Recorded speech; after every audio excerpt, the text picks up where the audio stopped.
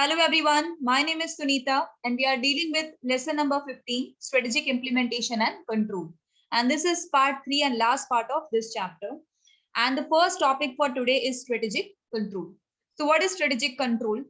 Control is a process wherein you first decide your targets that you want to achieve in future.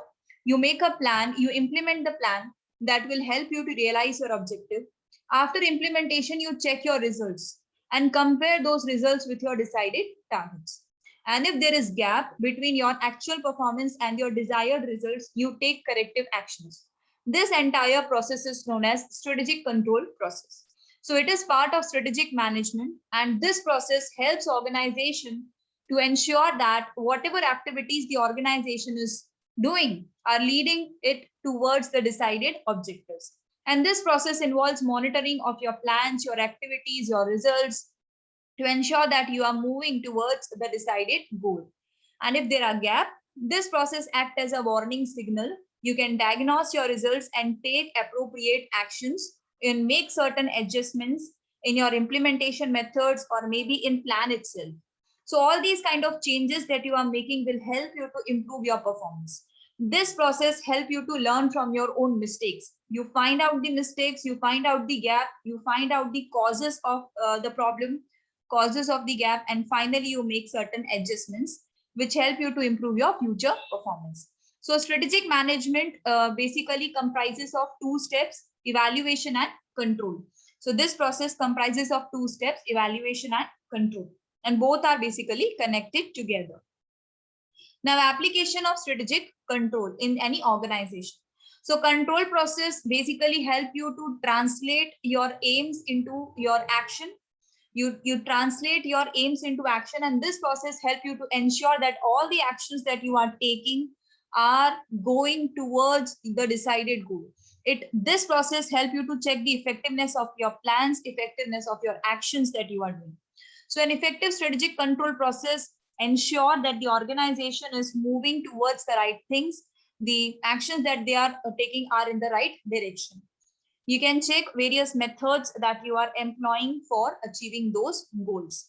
So this process basically, I already told you, this process comprises of series of steps wherein you first set your goal and then you monitor your activities, you find out your results, you compare your results with your decided targets, and finally take corrective actions. So this process help us to find out two things. This process, first of all, communicate what outcomes what outcomes need to be achieved by the members of the organization, because this process starts with setting of the objectives, and therefore the control process ensures that the objective is known to each and every person in the organization. And secondly, when the organization objectives are clear in the mind of every person, and then they implement the decided plans in order to achieve the objective, the control process will monitor the activities that are taken for achieving the strategic aim. So this basically helps us in two things. It helps us to communicate the objectives to every person in the organization, and it then monitor the activities which are done by the members for achieving the strategic aims. Now, what is the role of the strategic control in the organization? So this process contributes in various areas. First of all, it helps us to measure whether the organization is progressing in the right direction or not, whether it is progressing in the direction of achieving the objectives or not. So whenever you prepare any strategy, you also decide the goals that you need to achieve with the help of these strategies. So after deciding the strategy, you also need to measure whether the actions, the implementation that you are doing is towards the achievement of these goals or not.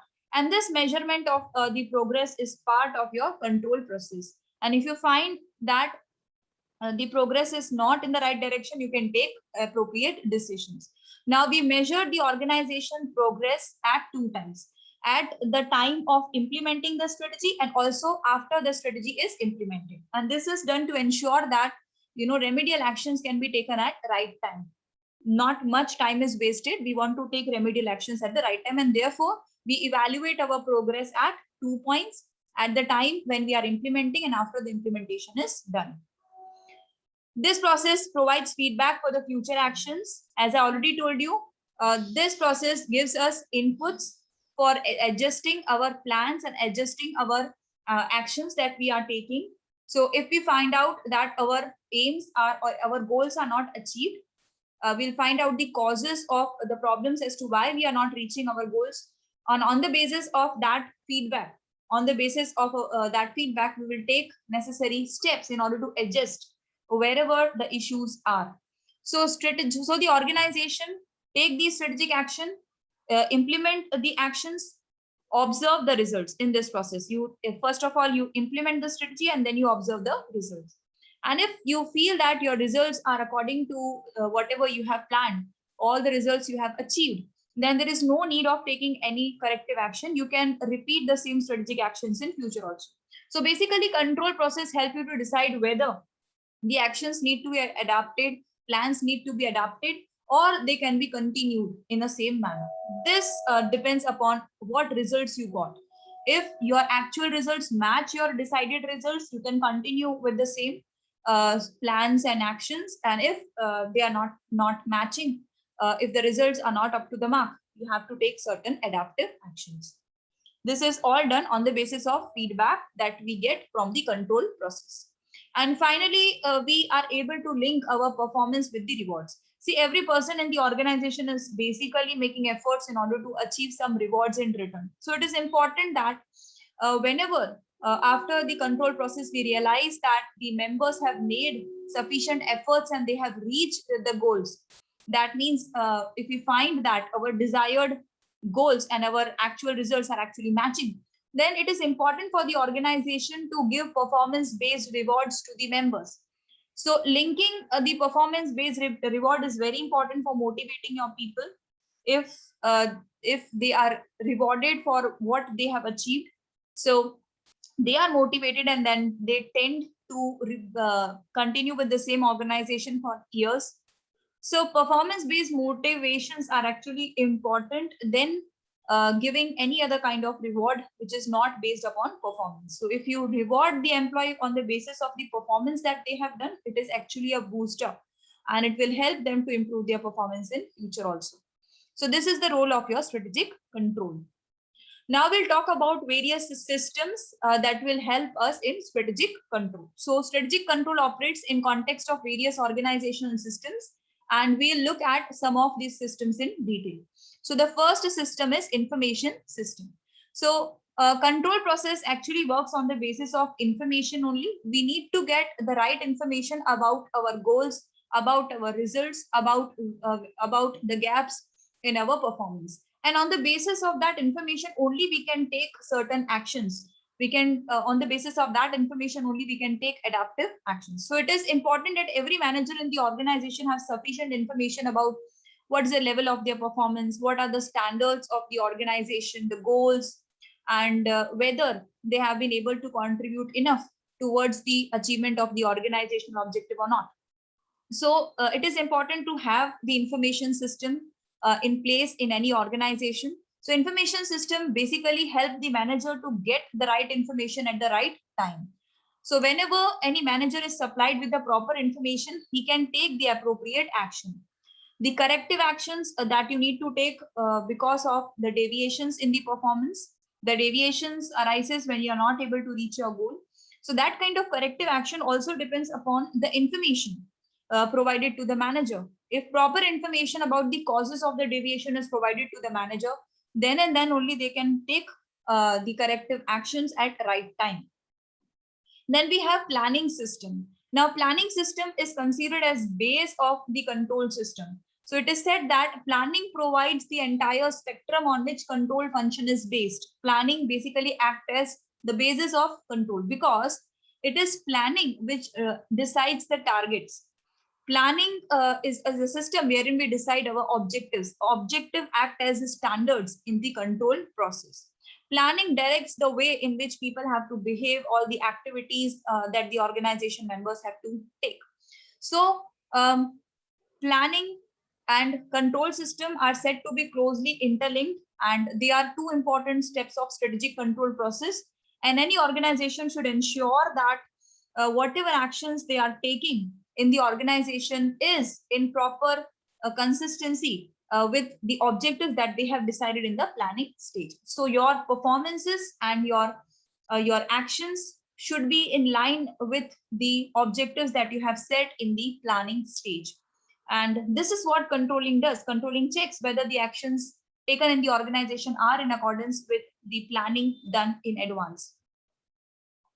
Then we have development system. Now, development system is for development of your personnel, your people in the organization. On the basis of feedback that you get from the control systems, you tend to develop your personnel. If you feel that your personnel is lacking in certain kind of skills and there is gap in their performance, so on the basis of that feedback, you can take various actions to upgrade the skills of your employees, to remove all those gaps in the performance and prepare themselves for the future positions in the organization. So you can increase the organizational capability by improving the capability of the people in the organization so that they are able to achieve the better results in future. Appraisal system talks about the performance appraisal or performance evaluation of the employees or individuals in the organization. So controlling system help us to evaluate the performance of each and every individual in the organization. We evaluate the performance and compare their performance with the targets. And if we find gaps, we take corrective actions. So individual comes to know about what is the level of the performance, and organization comes to know whether there is potential of any improvement. Therefore, for evaluating the individual and his performance along with his ability and potential, control systems is important. Appraisal system helps control system. Motivation system. See, we are dealing with people, and it is important that the managers provide the motivation to the employees at the right time, because this energizes the employees. So even if the objectives are not met, even if there is a lack in the performance of the employees on that may be really revealed by the control system, it is important for the manager not to reprimand the employees, but to motivate them, to guide them as to where they have made mistakes, so that they can perform better in future in order to enhance the organizational success.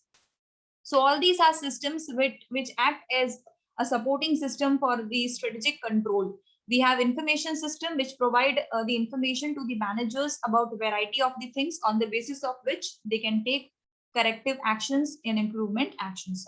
Planning system provides basis on the basis on which control system is based. It decides the objectives, it directs the behavior of the people in the organization. Development system help us to enhance the performance of the employees and prepare them for the future positions. Appraisal system appraise or evaluate the performance of every individual in the organization so that we can enhance their performance and ultimately increase the performance of the organization. Motivation system help us to energize our employees by motivating them at the right time. Then we will talk about the control process. So control process consists of series of steps. So the first step of control process is to set these standards. Now, standards are decided at the planning stage. As I already told you, when we prepare plans, we also specify various objectives and goals which we want to achieve in future. Now, these objectives and goals act as a standards, which will act as a criteria against which we will match our actual performance in the controlling process. For setting these standards, it is necessary to identify clearly and precisely the results that we want to attain. So the organization member should be very clear as to what they aim for the organization in the long run, what kind of results they are expecting. So that should be clear. And on the basis of that only you can prepare right kind of objectives. So second is, and also in this stage, you also have to decide the level of the performance that you expect from your employees. So in the first stage, you set your standards and decide the level of the performance that you want your employees to show. In the second stage, we measure our actual performance. So we have various methods with the help of which we can measure our actual performance. So only after we measure our actual performance, we can compare them against the standards set. So it is important that we measure our performance in a proper manner. Measuring the performance becomes very easy if the standards are properly determined and the methods of measuring the performance are already expressed explicitly. So if the standards are clear, the methods of measuring the performance is clear, actual measurement of performance becomes very easy. In the third stage, we will compare our actual performance with our standards. So this comparison will help us to find out whether everything is going on in the right direction or not. So when we compare our results with these standards, we get the results, and then we can inform the appropriate people whether there are deviations in the performance and what are the causes of those deviations. And then only corrective actions can be taken. Now, there are various methods with the help of which we can compare. We can use various financial and management tools which can help us to compare our actual performance with the decided standards. There are also other methods such as product sampling, various predictions systems, observation by managers, meetings, conferences. So all this can be used to measure your actual performance and then compare them with the actual, compare them with the decided goals, right? So this is important, comparing your actual performance with your decided goals. In the fourth step, we analyze variance. We find out whether there is variation in the performance, whether we have not been able to achieve our goals, and we identify the causes of these variations. So when the standards are properly developed, when the actual performance is properly measured, then this analysis of variance also be done very properly, and the deviations can be identified very clearly. So in case your standards are achieved and there is no deviations, you need not take any corrective actions and your control process is complete. But in lots of cases, it happens that your actual performance vary from the decided standards, and variations may vary from case to case. At times, you may see that there is only minor variations, and at times you may see that there are major variations. So if the variations exceed the expected level, so there are certain tolerance limits set, and if the variations is within these limits, it's okay. But if the variation exceed these limits, it is important for us to evaluate the causes of such variations. And in the fifth step, which is an important step, we'll take corrective action. So if we find that the variations are beyond the prescribed limit, we can take various corrective actions in order to adjust our performance or adjust our plans. So following actions can be taken at this step. So in order to improve our performance, we can take suitable measures, we can take suitable corrective actions. This is done when our performance is not up to the mark. And we can reset our standards of performance. At times it happens that the standards against which we are comparing our actual performance themselves are not proper. These standards sometimes are very high and unrealistic, which can never be achieved. So that kind of standards need to be changed. At times, we change our strategies only. This happens when we find that our strategy is a problem, our goals or the targets are proper, but the plan that we have made to achieve these objectives is not proper. There is problem with our strategy. So in that case, we can change our strategies, plans. So we can take any of these steps. We can upgrade our performance, we can change our standards, or we can change our strategy. So this is important, and we should remember that this process is not a one-time process. This is a continuous process. We set new standards, we measure our performance, we take corrective actions, and this goes on in a continuous manner. So control process is a continuous process. We do this process constantly on the basis of the feedback that we get, and it is important that we find out deviations at the right time, and if we find deviations, we should take corrective actions immediately so that we can improve our performance. So performance which exceed our standards, at times it happens that our performance exceed our standards. So we should reinforce that. We should reward our employees to continue in the same manner. So managers should not only focus on the negative deviations. Management should focus only on negative deviations. That is, they should practice management by exception. They should not look after each and every deviation, but they should focus only on those deviations which exceed the decided limits beyond very major when there is very major deviation. At that time, managers should find out the causes and take corrective actions. So management by exception could be practiced. Then we come to discuss about the strategic control techniques. So there are a variety of the techniques which we can use for strategic control. So here they are saying that whenever we frame any strategy, we formulate any strategy is always for the future. and future is uncertain. We cannot predict future with utmost certainty, and so we tend to make certain assumptions regarding the future scenario. We may assume that a particular political party will remain in power. We may assume that the taste and preference of the customers will remain same, the prices will not increase. So that kind of assumptions we make, and those assumptions become basis for our strategy. So whenever there is change on those assumptions, we also need to update our strategy. We should also remember that there is a gap between the strategy formulation and implementation. When we formulate our strategy, it takes time to implement that strategy completely. And in that time gap, there may be change in the environment. There may be change in all those assumptions that we have made. So whenever this happens, we need to reformulate our strategy. So there are various techniques for strategic control. The first technique is premise control. Now, premise is nothing but our assumptions only. And these assumptions are set during the strategy formulation process. And we assume these assumptions to be correct at the time of implementation process also. But it happens that the future scenario may change. See, that's what I was saying. Please remember this line. Premises are the assumptions or forecast about the future, because future cannot be predicted with utmost certainty.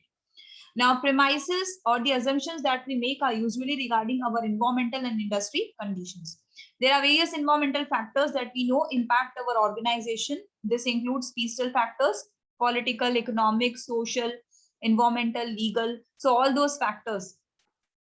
These factors impact the success of our organization. So whenever there is change in the assumption that we made, supposedly we made the assumption that the price level will remain same, and as and when the future unfold itself, we came to know that the prices are increasing. So this may impact our strategy. So whenever there is change in any of these factors, it necessitates the change in the strategy. There are also industry factors, the other factors which also impact our strategy, and we also make assumptions regarding the same. The major industrial factor are regarding the industry structure and the nature of competition. So we make assumptions regarding that the industry structure will remain same.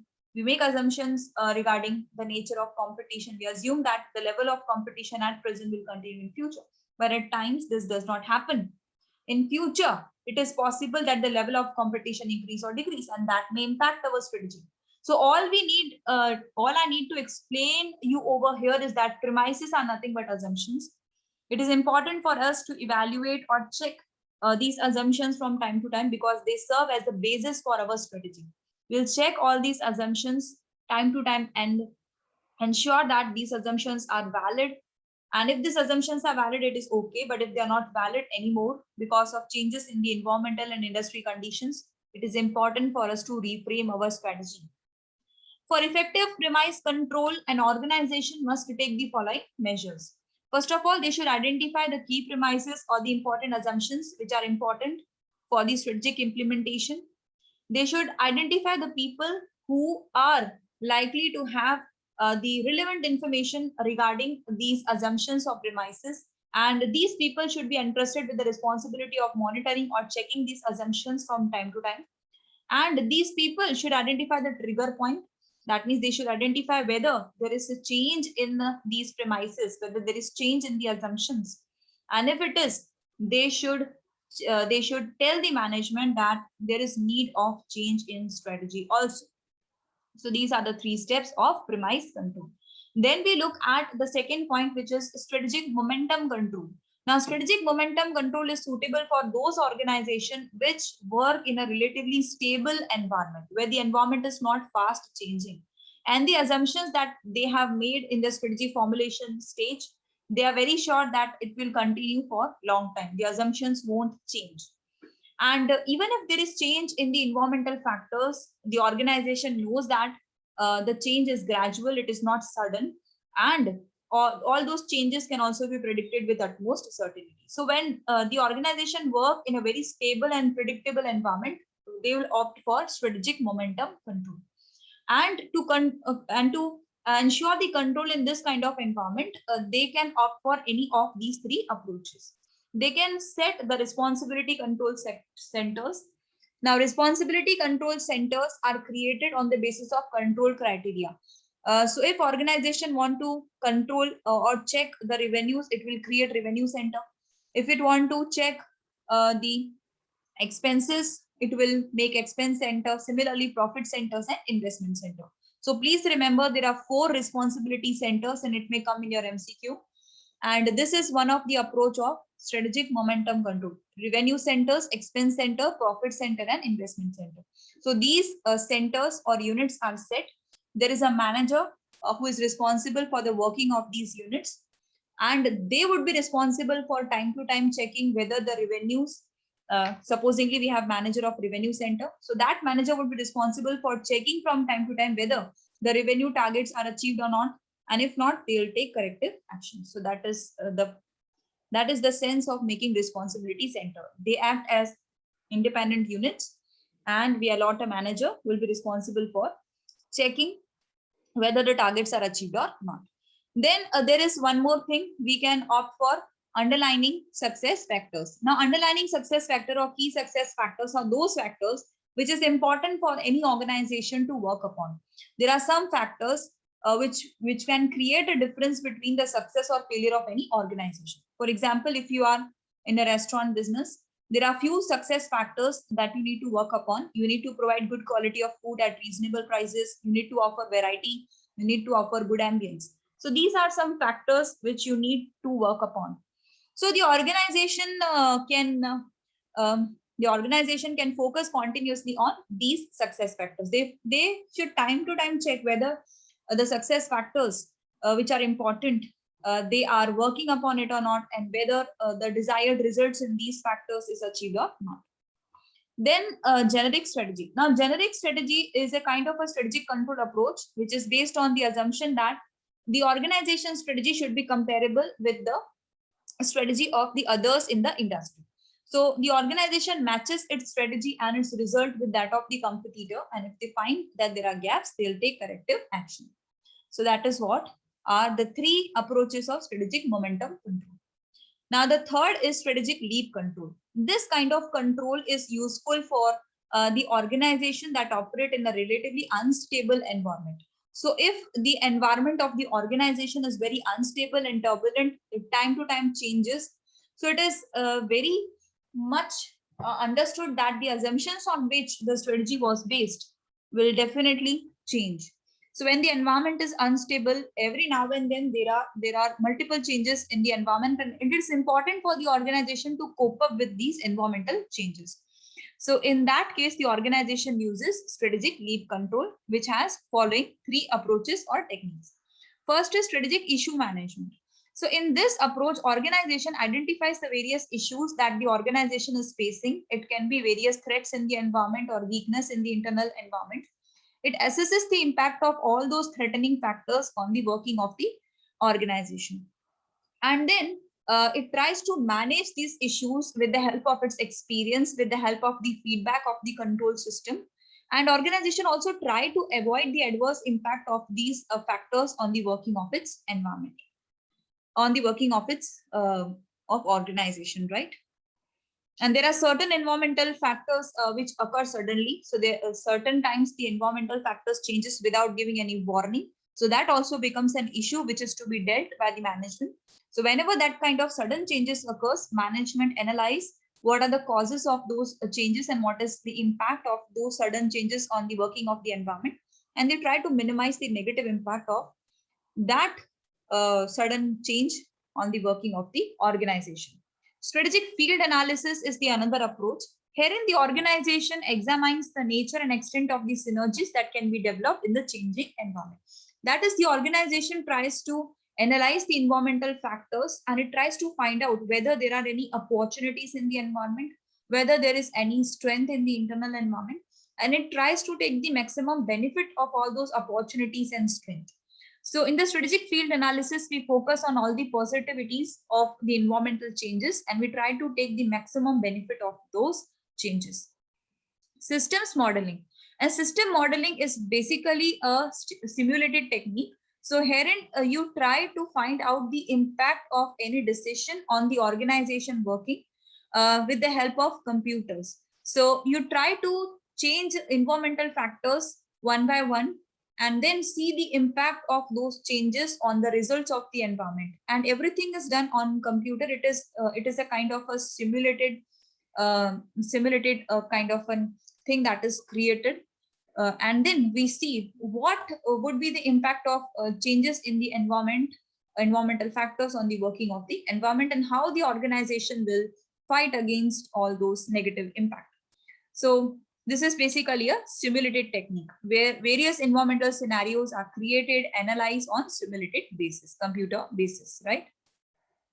Then we have implementation control. Now, implementation control is basically done in order to judge whether the overall strategy that you have decided needs to be changed because of the changes in the environment. So as and when you have formulated strategy at a particular time period and you are implementing that at the another time period, right? So there is a gap between your formulation and implementation. So you need to check whether there are many changes in the environment which needs the change in the overall strategy or not. So as and when the future unfolds itself, we'll be able to judge whether the strategy is proper or not, or whether there is need of change in the strategy. Now, in the implementation control, we analyze the incremental steps. As and when we implement the strategy, we check the results after each incremental step. That is, in the implementation control, we do not check the results after the strategy is implemented completely, but we divide the implementation process into few steps. And then after each and every incremental step, we check the results and judge whether we are moving in the right direction or not, whether the strategy is proper or not. And if we get a feedback that, the results are not up to the mark or there is problem with the strategy, we'll take the immediate action immediately, right?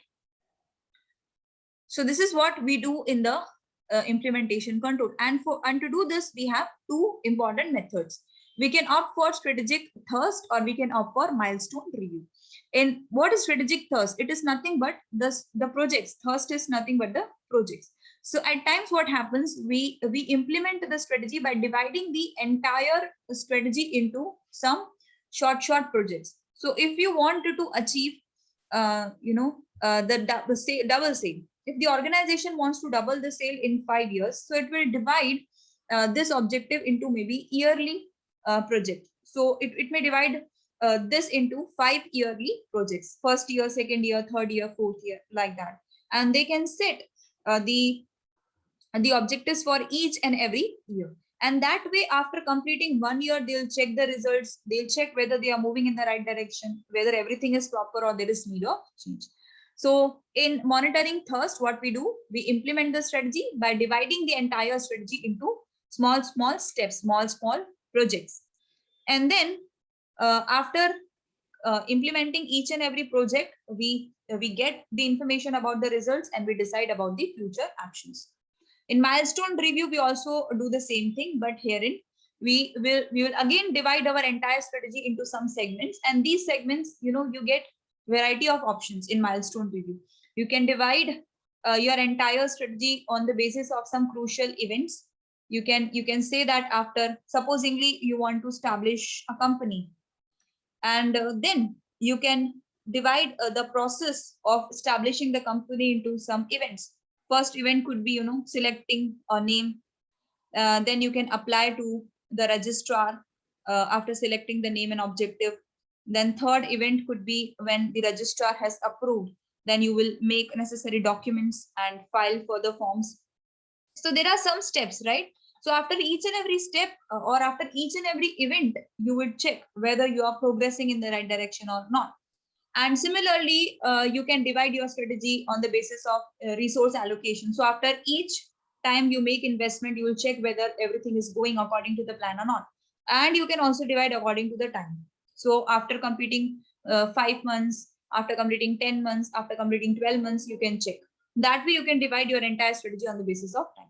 So after each milestone, you critically examine the results according to the time and cost. You can check whether the results are proper on the basis of what you have decided. So these both are actually same only. Herein you divide the entire project into entire strategy into number of projects, and herein you divide the entire strategy into maybe events or resource allocation or maybe time.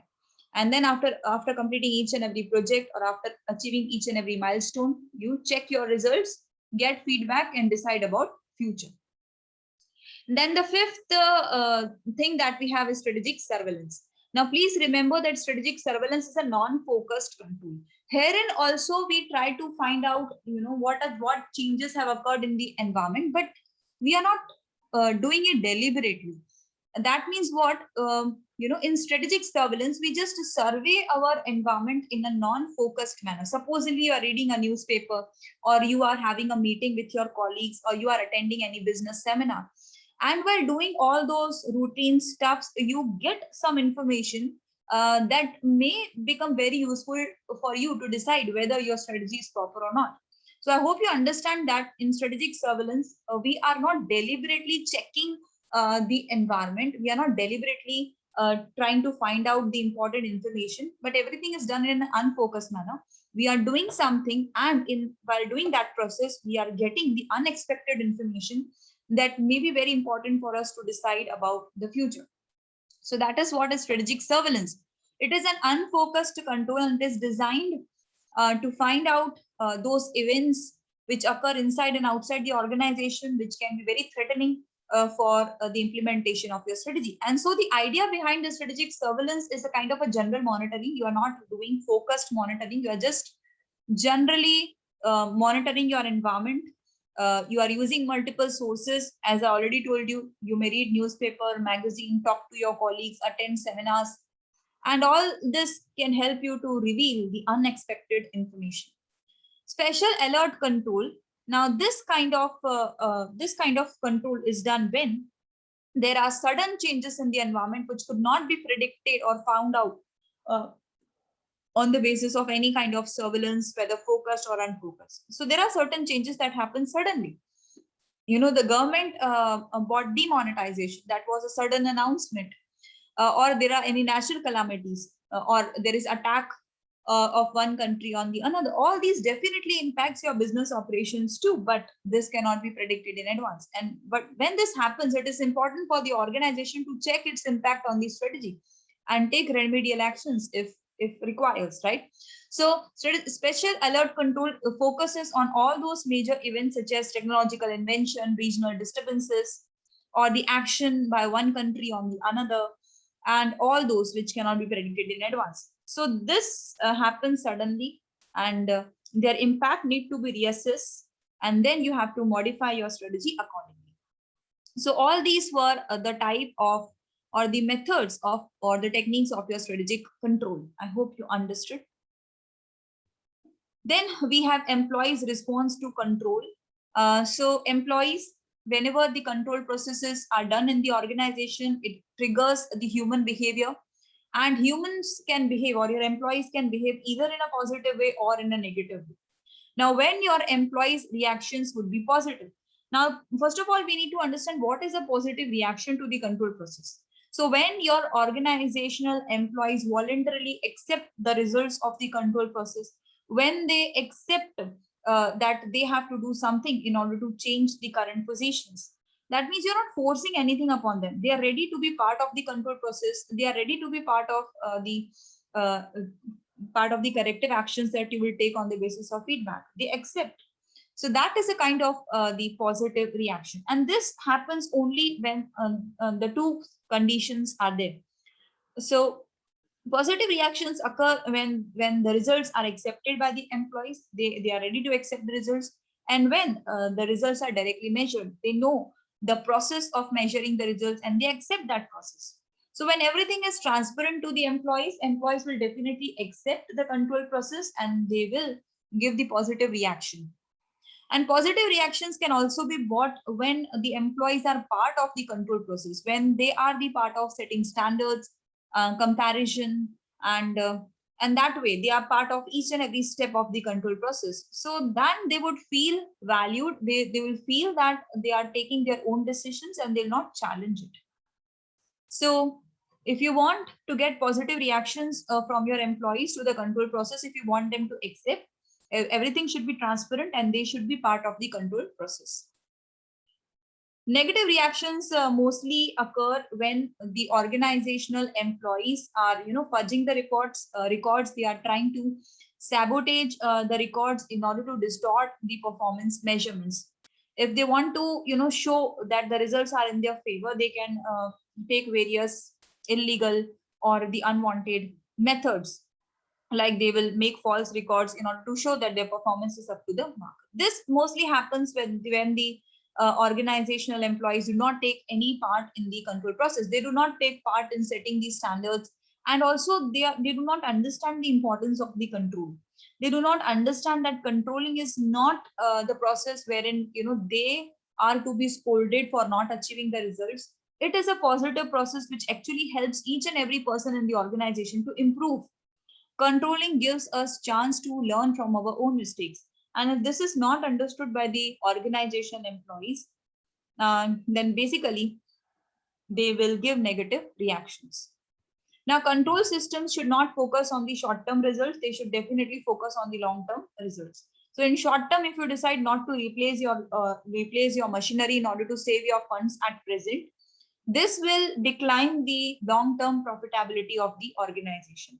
And similarly, if you see that your employees remain absent and there is huge turnover, this also shows that the employees are facing tensions and pressure because of overly strict control system. So your control system should not be negative. Your control system should not pressurize your employees to do more than required. Your control system should not work on the basis of reward and punishment theory. Basically, it should be positive. It should be accepted by all. Then and then only it will be helpful to any organization.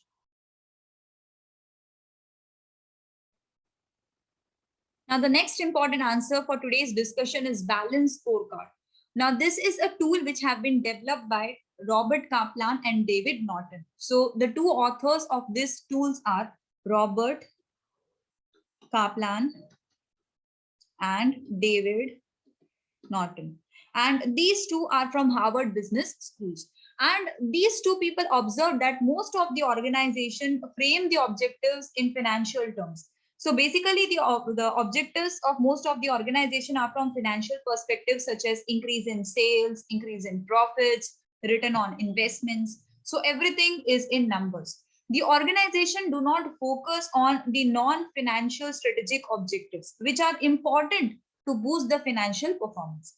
So Robert Kaplan and David Norton thought of developing a tool which will help the organization to focus not only on the financial objectives, but also give equal importance to the objectives in the other areas. This tool will help the organization to work or to put the efforts in various directions, which will ultimately help the organization to increase its prestige in the eyes of its customers. So what are the 4 areas in which the objective should be set and evaluated from time to time in order to achieve long-term success? So the first is your financial perspective. You have to set the objectives in the financial area, which could be in terms of the cost in rupees, or the return on the investment, or any operating income targets. So these are nothing but the profit related targets. Then we also should focus on our customers, who are regarded as the king of the market. Herein we set the objectives regarding the level of customer satisfaction that we want, the customer retention ratio that we want. Every organization desires that the customer who one time purchased the product should go for repeated purchases, and for that also you need to make efforts. So you will make the targets regarding the customer retention, and the target regarding the market share, the number of customers that are opting for the company's product compared to the other competitors' product. Then we also need to frame the targets for business process. That is, what are processes that we are following, what are steps that we take in order to transform the raw materials to the finished goods. What all steps do we take in order to deliver the material to the customers? So we need to measure all those processes, and we need to set the target regarding the cost and quality of those processes. Learning and growth perspective. Now this focuses on our employees. It is said that the skill of the employees, the loyalty of the employees are basically the important factors that can give the edge to any company. And so we need to focus upon the learning and growth of our employees. And we focus on the employee satisfaction as to whether the employee in the organization are feeling satisfied working with the organization. If the employees are not satisfied, definitely they look for the better options. They may leave the company at any time. This will increase employee turnover and the other expenses of the organization. We need to set the targets regarding employee retention. As I already told you, we always focus that any talented employee should not leave the organization. That could be a biggest loss. We also need to focus on the knowledge management. We need to train, develop our employees. We need to keep their knowledge and skills up to date. Then and then only they'll prove to be a useful asset to the organization.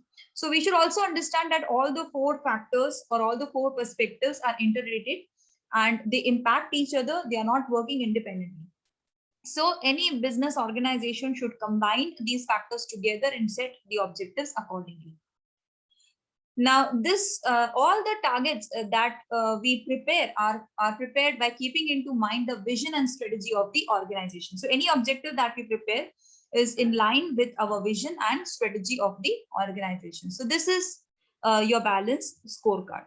Now, what are the features of the balanced scorecard? So it is said that whenever you frame the objectives for these four perspective, you need to consider some of the factors. Now, the first factor is that you should decide the objective for each of these four factors. For example, in case of financial perspective, you can decide profitability or market share as your objective. So you need to set the objective for each of the four perspectives. Now, second, you should set the measures or the criteria on the basis of which you will be able to gauge the progress towards your objective. So you should set criteria or measures which will help you to judge whether you are progressing in the direction of your objectives or not. Then you have to set the short-term targets for each and every department, each and every person, and the overall company in line with these perspectives.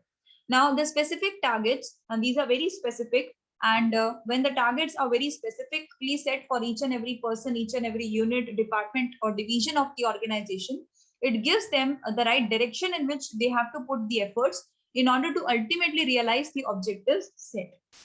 And then finally, the initiative. These are nothing but the actions that the organization is intending to take in order to ultimately achieve the objective. So I'll again quickly revise the four factors. This may come in your MCQ. You need to set the objectives for each of the four factors. You need to set the criteria on the basis of which you will judge whether you are moving towards the objectives or not. You'll have to set very short-term specific targets for each and every person, division, unit, and overall company.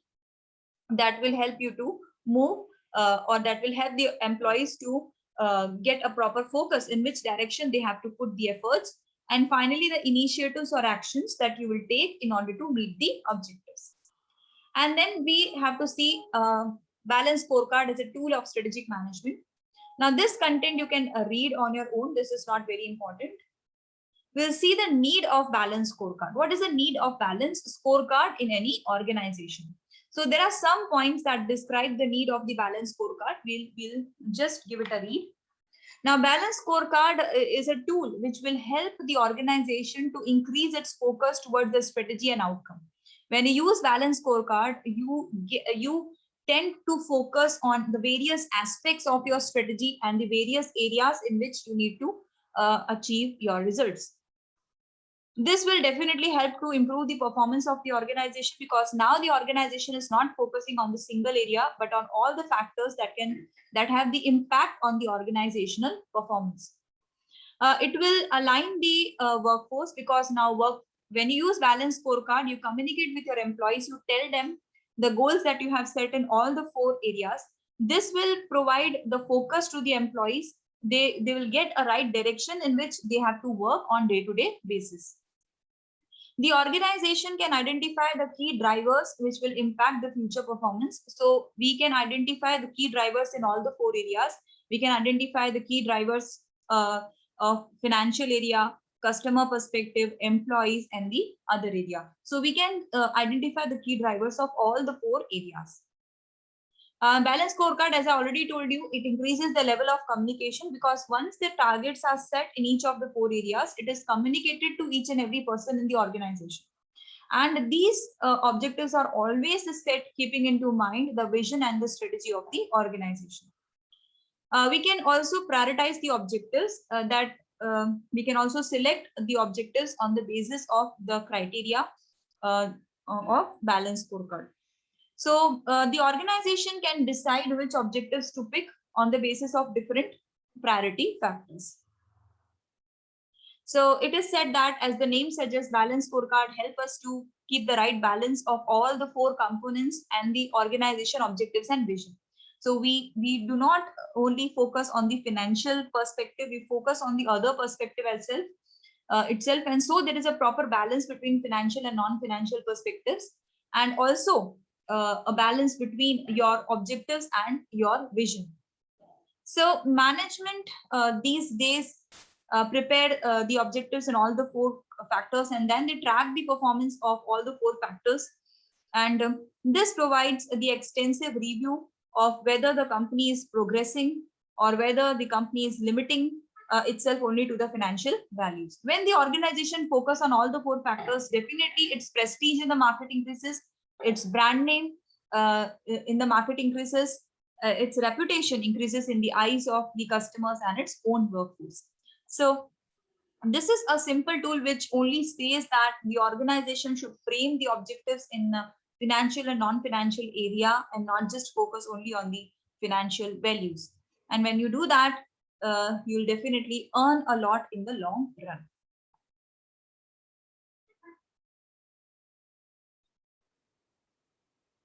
And the next answer for today is strategic change management. So what is change? Now, change is any alteration in the systems. It can be physical change, it can be biological change, or it can be social change. So it is nothing but the alteration. So whenever this kind of change occurs, the old equilibrium or the status quo is changed and a new equilibrium is established. In any organization, when the environment of the organization change, the working of the organization also need to be changed in order to adapt to the changed environment. It happened in case of Nokia. It failed to adapt on time. The technology in the environment has changed. The Android phones were introduced in the market and the customer were demanding touch screen phone. But the Nokia still insist on its previous Symbian technology, keypad phones. And what happened? Nokia was removed out of the market. So it is important for us to realize that there is change in the environment, and it's important for us not to resist that change, but to adapt those change as soon as possible. So whenever the change occur, I already told you, a new equilibrium is established. The old technologies changed, the old structures are changed, the job design, the people may change. And now the change has following features. At times, there are changes which affects the entire organization. Everything in the organization changes.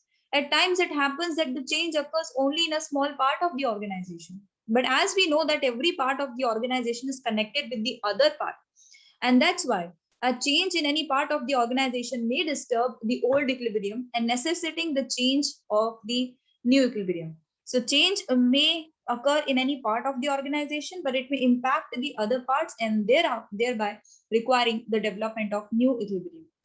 And we also should know that change is a continuous process. Change is something which is permanent.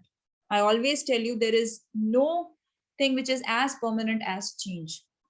So change may affect the entire organization, change may affect only a part of the organization, and change is a continuous process. Now, the strategic change occurs when the organization moves from the present state to the desired future state. We change in order to attain competitive advantage. We change in order to improve our performance. And there are three kinds of changes that the organization can use. It is re-engineering, restructuring, and innovation. Now, re-engineering is nothing but the redesigning of the entire business processes and systems, structures of the organization. Re-engineering talks about the complete change, a radical change in your ways of working. Here we are not talking about the partial or the minor modification. What we are talking about is the complete change. And this change is done in order to bring the dramatic performance improvement. When the organization is not satisfied with the minor increase in the performance, but they want the dramatic shift in their performance, then and then only they'll choose re-engineering. Because this process is very costly and time consuming. You need to indulge the experts in order to change your ways of working entirely. And this often brings resistance from the employees, and so you need to manage your employees too. And see, re-engineering is mostly done with the help of information technology. We can take the example of how banks change the way in which the customer used to deposit the money and withdraw the money. So previously, whenever you want to deposit or withdraw your own money, you need to stand in line, make a queue, stand in a bank for so many hours. And it may happen that when your number comes, it's a lunchtime of your bank employees, and that definitely frustrate any employee. When frustrate any person, you want to take your own money, but still you are facing lots of hassles. Now, in order to solve this problem, banks change the entire process of this thing by using IT. They introduce ATM. And ATM, with the help of information technology, now you don't need to stand in a bank line. You can easily go to any ATM of any bank and withdraw your money. And now, again, upgrading the processes, we now have various applications. We have internet banking, with the help of which you don't need even hard cash. You can digitally do the payments and receive payments. And that is the perfect example of business process reengineering. You revise the process in its entirety. You throw the previous processes in a dustbin and just don't look at them. You design the processes as if it is the first day of your business. By using your IT, you design or restructure your entire processes. So what is the reason for this? Obviously, the reason would be the poor financial performances, which is the result of your existing process. You're not able to face the competition, or there is erosion in your market share. Your market share is declining, and you're not able to take the benefit of market opportunities. So for business process reengineering, you need to examine your existing process. You need to change your existing processes. You may change your strategy, your processes, your technology, your culture. So everything needs to be changed. Now, the managers need to ensure that the new strategy, new structure, the new processes they are designing under reengineering process increase their level of performance. And whatever process we design, whatever a process we design with the help of reengineering should always be focused on customer. We need to serve our customer the best, and that is the key of good performance. So under reengineering, we redesign our process in its entirety, and we design the process in a way that is able to serve our customer in a better and convenient way. And then we talk about the next form of change, which is restructuring. Restructuring is also a form of a change, and herein we change to improve our performance, but we need to make a difference between reengineering and restructuring. So in reengineering, we were revising our existing process completely. We were not doing partial modification. But in restructuring, we do partial modification. We make changes here and there, but these are not any kind of major changes. So restructuring can be done by reducing the level of your divisions, department, or hierarchy. You may reduce the number of departments you have, the number of divisions or products you have. And this is mostly done in order to reduce the cost, in order to reduce the level of efforts that goes on in handling the very big portfolio. You can also reduce the number of your employees in order to save your staff expenses. So these are just the few methods in which you can restructure. You are not making any major changes, but you're trying to reduce the level of activities under your control in order to reduce the complexity and cost. So this can also be termed as downsizing, and downsizing become necessary because of various reasons, such as there is unforeseen change in the business environment and you're not able to cope up with that change. And so you may go for a certain kind of restructuring. There is new technological development, which is posing a threat to your business. There is reduction in the demand of your product. There is excess production capacity that you have, which is not giving any benefit, but is adding to the cost. So you may try to close down all those existing production plants. You have high operating cost and very bureaucratic way of working, and you want to improve your competitive advantage. So when you see any kind of negativities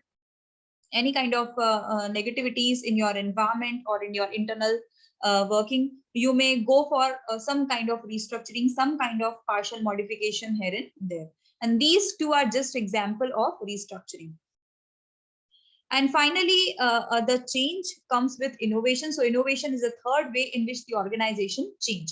Now, innovation is nothing but the use of your skills, your resources in order to develop new technologies, new products, new services, which will be able to better serve your existing customer and satisfy their unsatisfied needs. Innovation can bring about many changes in the organization. Some of those changes are desired by the organization, and some of those changes are those which the organization do not want. But innovation brings both. Innovation brings or help the organization to achieve competitive advantage. And in order to have innovation, the organization should have a flexible organization structure. So they may opt for matrix or develop a kind of a cross-functional team which will do certain kinds of experiment. So you need to give a proper space to your people. You need to give them motivation so that they become creative and come up with the new innovative ideas.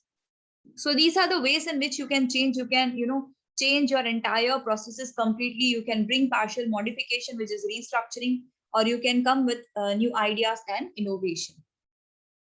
Now, how would you manage change? So whenever the change occurs, it is always a problem that people resist change. People do not accept the change as it comes because they do this because of many fears in their mind. People fear change and they are always satisfied with the status quo, the present way of working.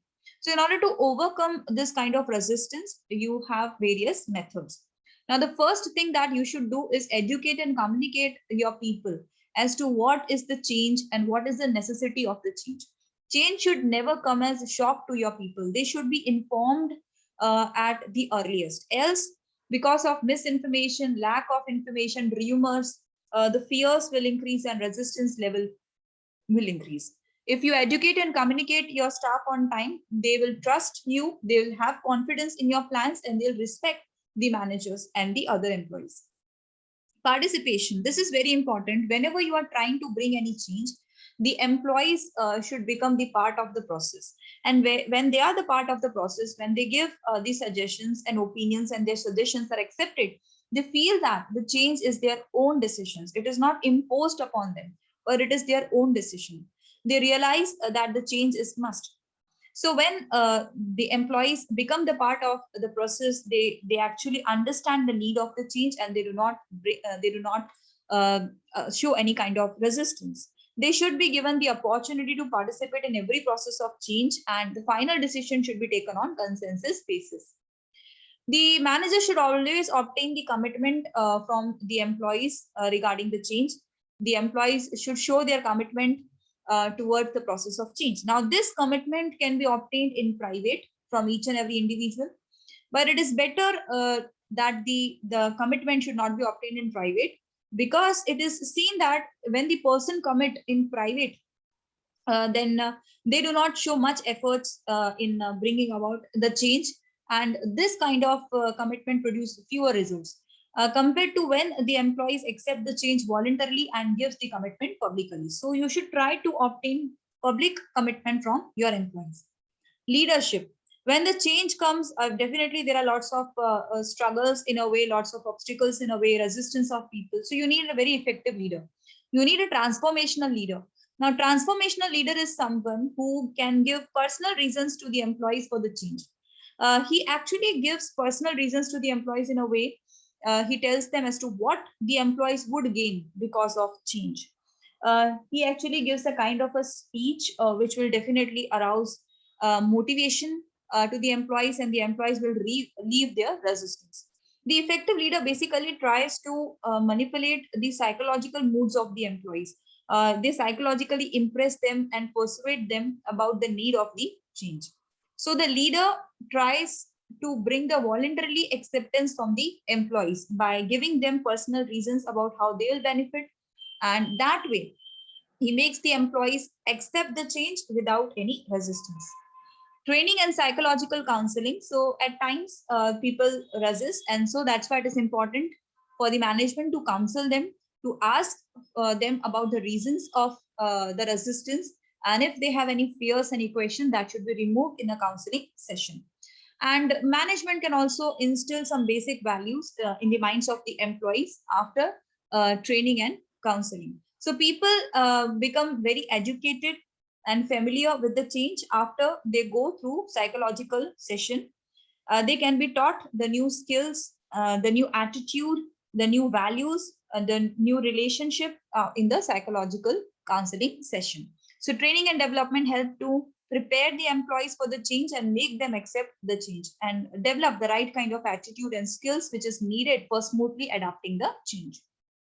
Coercion or edict, some of the management uses coercion or punishment in order to accept the employees, in order to make their employees accept the change. Now, this is a kind of an imposition of the change on the employees by issuing orders to the employees, by giving them the fear of punishment if they don't accept the change.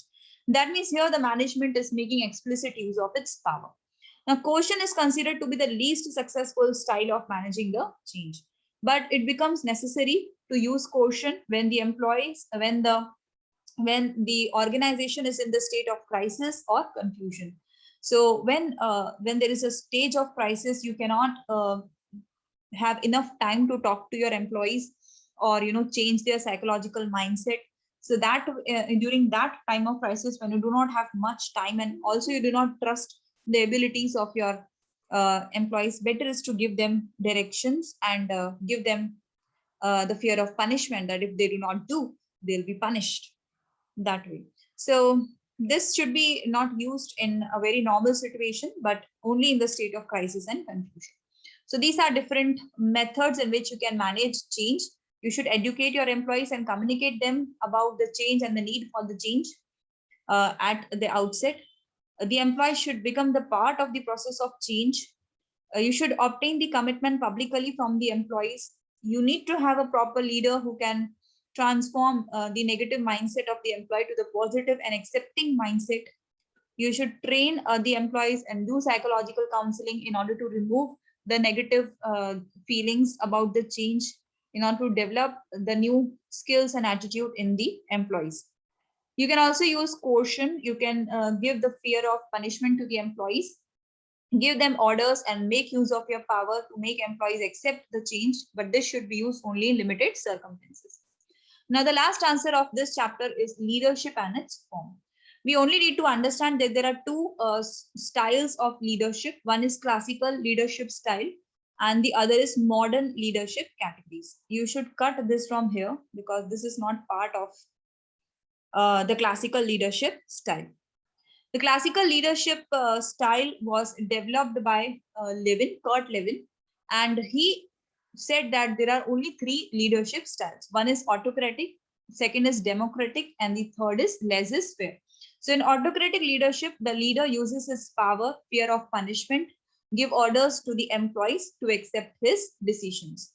Democratic leader, the leader gives the freedom to the employees, takes their opinions, become part of the process. He values the judgment and opinion of the people, and the decision is taken on the consensus manner. And therefore, in democratic style, the leader and the employees work together.